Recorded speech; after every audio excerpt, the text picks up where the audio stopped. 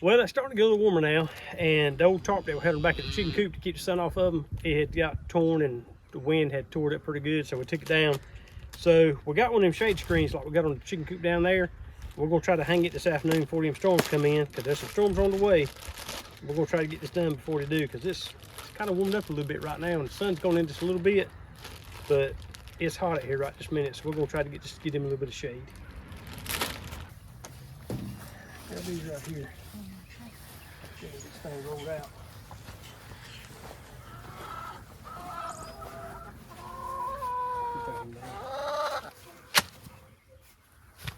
Oh Lord.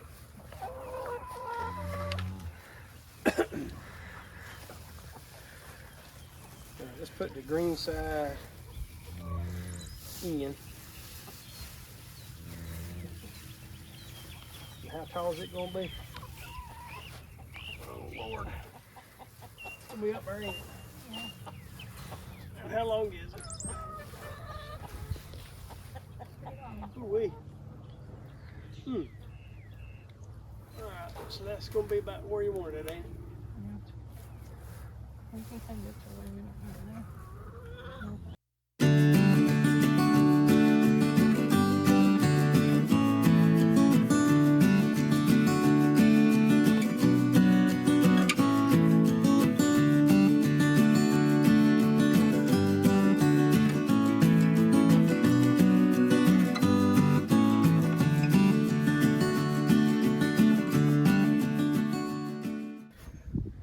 Well, there it is. That should give them a little bit of shade, because in the morning the sun comes up on this side, which the house blocks that.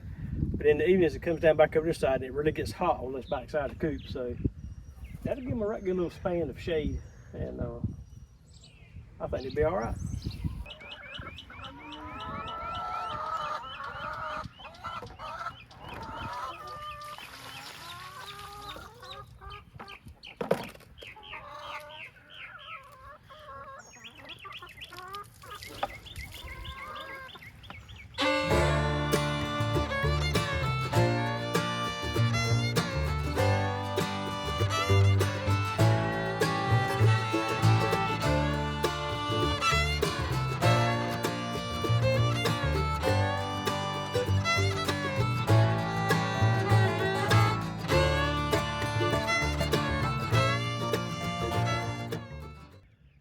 Those rows are fairly straight.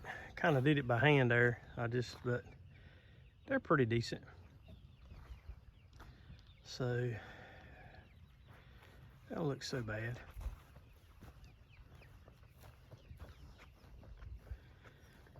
Maybe a little wider out than the butter beans and peas are, but that'll give me a little bit more room with the tractor. So I maybe won't. I was getting kind of close the other day when I was plowing those peas and butter beans over there, so just give me a little bit extra room.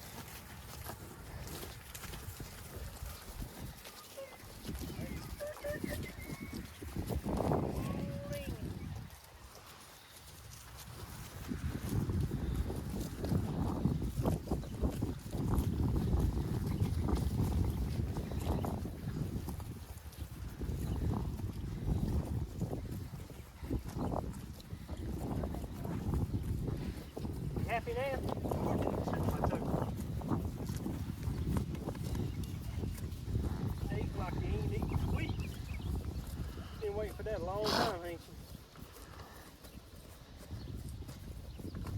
Come on, little calves. Y'all come on here too. Come on. Come on. Oh, somebody's got the pen right there. Come on, little calves.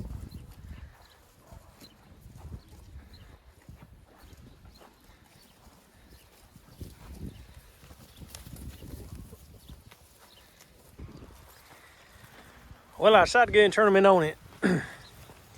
It's Thursday afternoon. I was going to try to wait till Saturday, but we got some rain and all coming, and I knew that they would have the nose to the ground eating every minute when they got out here, and I didn't want them to eat a belly full of wet grass. So maybe by the time the rain comes, they'll be used to the field and won't be filling the bellies up so full. Don't want them to get sick or anything. So, but this Sudan grass has come up pretty good. There's a few little light spots there where I might have got a little light, but overall this whole field's come up pretty good. And I don't believe they're going to be able to eat it down like they did that millet last time. So we're going to get over in a little bit. We're going to turn them 2 calves in the back, Bella and Elsie, back there on theirs, and see how theirs looks, because theirs is up just as good as this here is. So I'm going to turn them on theirs and see how they like it. I think the calves like it too. They ain't never had nothing like this before. But I think we may end up planting Sudan grass from here on out, because so far they like it. And it grew good this year too, so it might be something we plant from now on. Alright, so we've got another mouth to feed. Andy's brother found this kitten in the ditch other there by the pond in the ditch. And he called me and said, hey, there's a little kitten here. I know it wasn't one of Lulu's kittens because she don't have black kittens. So we got another little kitten. So if anybody wants some kittens, they're welcome to it. This is solid black with blue eyes, and I think it's a little boy. But we put him out here in the chicken coop for right now. So I'm trying to feed it and give it some milk and some water.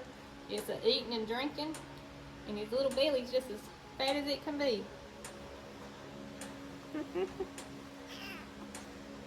Yeah, I curried up there first to see if Lulu would take it, and she let it drink for a few minutes, and she was washing and licking it, but then she found out it wasn't her kitten, and then she started hissing at it and wouldn't take it. So I think she thought I had one of her kittens, but I didn't.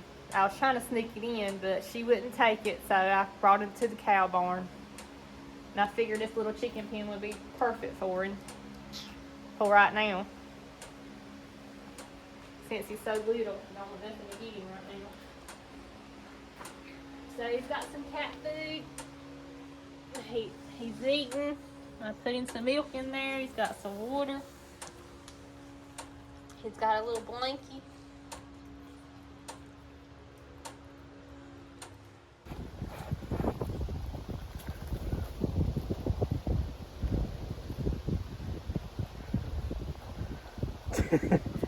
Now you just finally figured out the gate's open. You've been wanting to come here forever. Now you're here. Alright.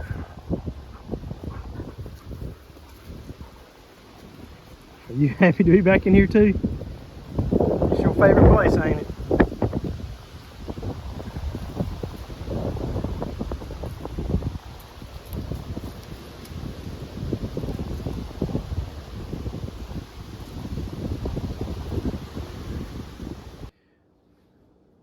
Well, not like we can do outside today. It's going to rain all day today, probably tomorrow and into Monday. So we're going to be kind of pretty much locked in the house unless we go to the barns. But I've been wanting to put some vegetables up. We got our garden planted, but our neighbor next door has already got some stuff coming off, the one at the strawberry patch. I want to can some this year.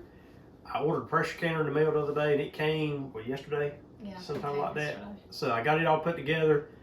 I went yesterday and picked up a bushel of garden peas. We didn't plant garden peas because sometimes it's hard to raise, but the weather's been a little bit cooler this year, so the neighbors next door has garden peas. So I went yesterday and got a bushel, and we shelled them last night, and I put them in the refrigerator, but it was late last night. It was probably after 11:30. It's getting close to midnight by the time we got done shelling that whole bushel of peas. Yeah, so I'm washing them and cleaning them, getting ready so we can can them today. So we're gonna try a pressure canner. I hadn't never done it before. I've been watching some videos on it, trying to figure it out, been reading the manual stuff. So we've got our jars over there, they're in the warm water. We got water back here getting ready to boil so we can pour into the jars when we get the peas washed. So, I don't know. We're going to try it, see how it goes. Like I say, I ain't never done it before. Well, it might blow the house up, I don't know, but we're going to try it. Figured y'all might want to watch us.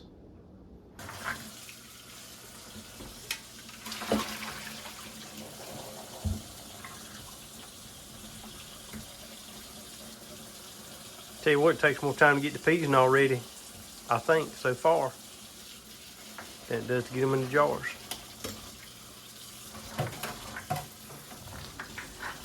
So I've got my 7 mason jars right there. I had boiled some water and got the jars in there. They're warm. I don't want them to bust when I put the other stuff in there with the peas and all. So they should be ready. Got us a pot of water here we're gonna boil to put into the jar with the peas. Got my jars, and not my jars, but I got my lids and my rings in there. They've been sanitized.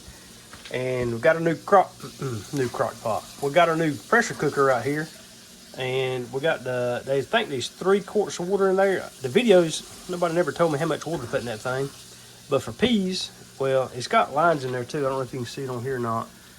But it's got different marks in there. But there's a line down at the very bottom that's just below that water mark for 3 quarts of water. So I think you do about 3 quarts in everything that you can, but that's what it said for peas this first time, so we're gonna try it there.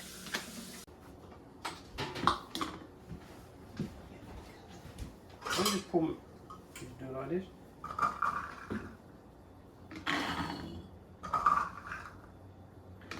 All right, it said fill the peas up in the jar, but not to shake it or pack it down. Maybe just a little bit more. Might be too much because it's said right there. Yeah, I'll pour just a few of them out.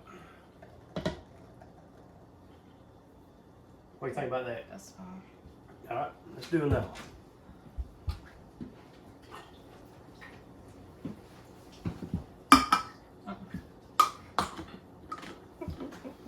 What are you doing?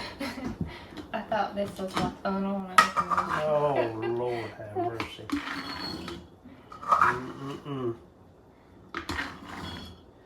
This is taking about 3 cups. What? How big is that pea pan?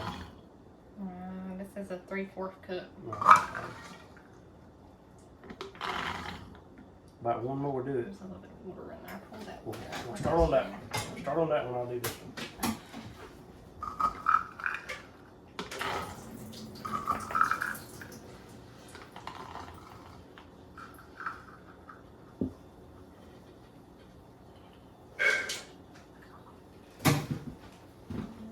All right, that looks good.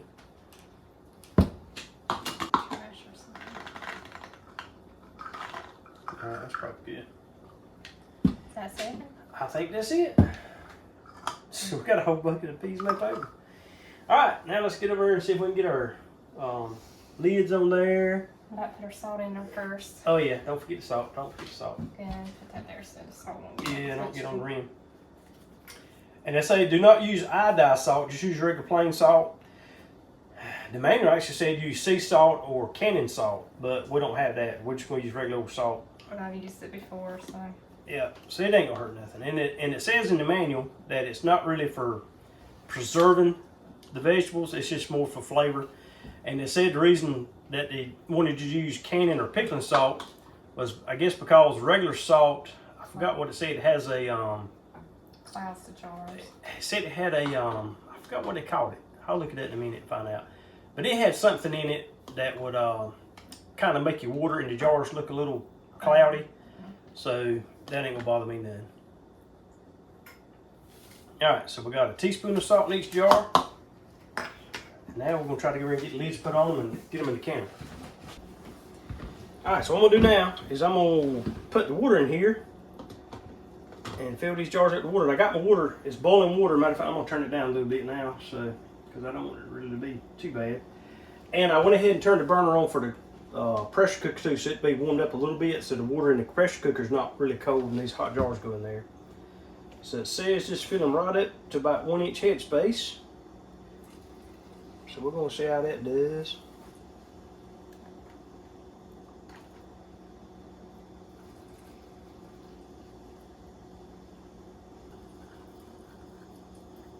Oh, just a little bit more. There we go. I think that's good right there. So now Kim's gonna wipe the lid off. Okay. I'm gonna wipe the jar off first, so when you put the lid and the bands on, it will seal properly. All right, see if I find the lid without getting everything in. There's one. All right, there you go. Just want to put it right on there. Yeah. Grab a hold of it. It shouldn't be terrible hot. No. There's your band. And just hand tight as far as I know. I'll let you tighten it. Alright, grab the next one. I'll go ahead and set this in the canner. Alright. Ooh, I tell you what, that's hot right there now. I mean. What you do with the phone? Oh, you need the phone? There it is.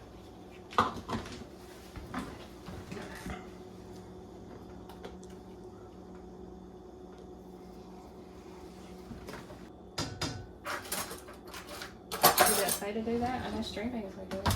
I think that one guy said that. I don't really got to though.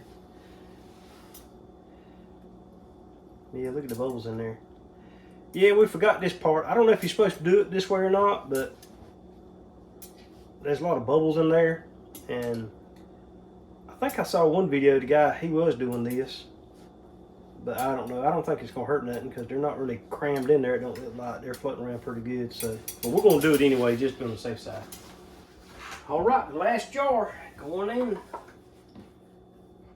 So right there they are. Got 7 jars of garden peas right there. And now we're going to do the part which might blow us up. We're going to put the lid on it, get it turned up, and see if we can get the pressure up on it. Oh, God, that's a pretty tight fit right there, boy. All right, so I think we got her ready. Now we're going to turn her on and see if we can get that pressure built up. Oh, that took a minute. All right, she's been rolling. We got that good for flow of steam for about 10 minutes, and now I'm going to put this weight on there and see what it's going to do now. See if the pressure's going to go up on it or not. All right. That gauge is finally up to 11, so I'm going to reset my timer for 40 minutes. All right, 40 minutes. Turn it down just a touch because it's going a little past 11. So. But there we are. She's on. Well, she's a little bit past 11, but I just turned the heat back some, so maybe she'll come back down in a minute. But can y'all hear that going on in there?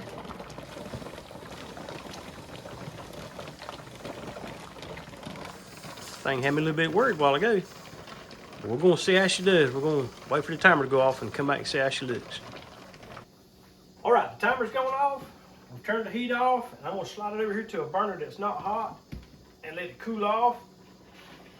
And that's going to probably take a little bit. So we may run to the grocery store right quick while this is cooling off. By the time we come back, it should be ready to take them out. Well, made it back from the grocery store, and this thing, the back valve has gone down, the pressure's down to 0. Nothing when I take the lid off or the weight off. So I'm gonna go ahead and try to take this lid off and see what we got. If I can get this thing to move. There it is.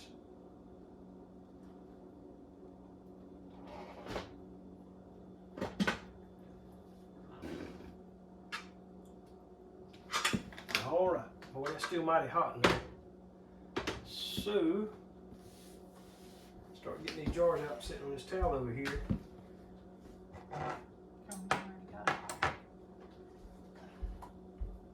All right, there's the first one.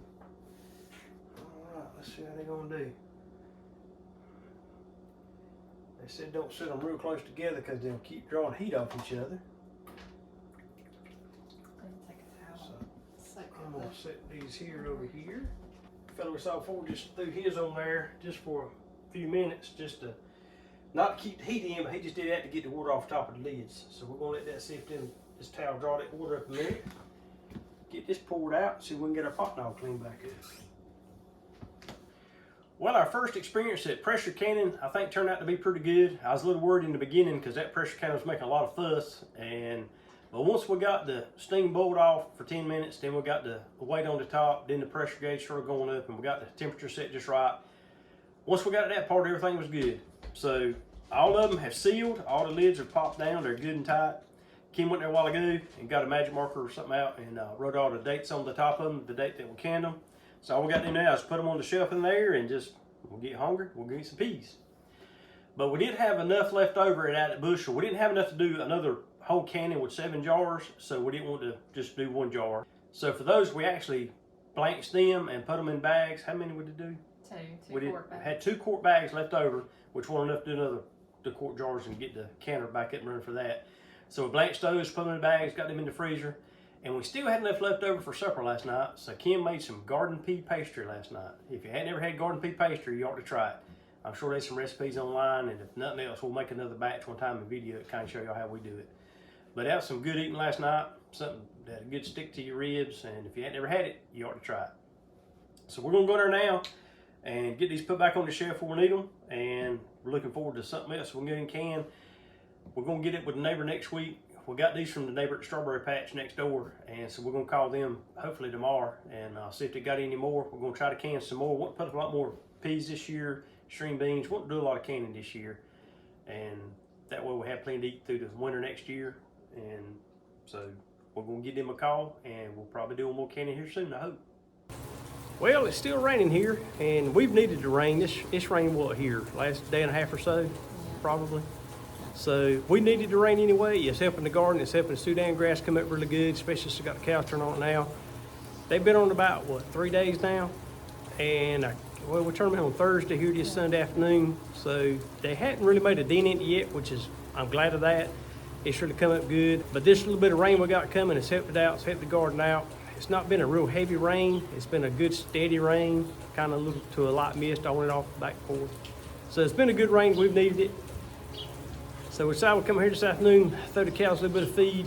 Hadn't fed them any feed since Thursday afternoon since we turned them on to the Sudan grass. But I do want to give them feed every few days. That way I can keep them used to come to the barn and everything if we need them for anything. So we got the little kitten fed over there, and that little thing has already figured out there's a top part in that chicken coop where the nesting boxes are. We came out this morning to feed him, and he was up in that part, and he come running down the ramp when we opened the door. So anybody needs a kitten, a good barn cat or anything like that, let us know, because he's ready to go now. He's eating good. Lulu's kittens will be, how much longer do you think on Lulu's kittens before they get ready? 4 weeks, so about 2 to 3 more weeks they'll be ready. So anybody needing a cat for the barn, for your house, we've been playing with the cats outside, so those little kittens, Lulu's, they're friendly now. They'd be good house cats, barn cats, just as long as they're your cats. So if anybody needs one, just let us know. So I reckon that's gonna do us for today. We're gonna get them back in the house, kind of draw off a little bit, get things ready for the upcoming week. And again, we appreciate you joining us. Please like, share, subscribe, tell your friends and neighbors. And again, we sure do appreciate you, and we sure hope to see you next time.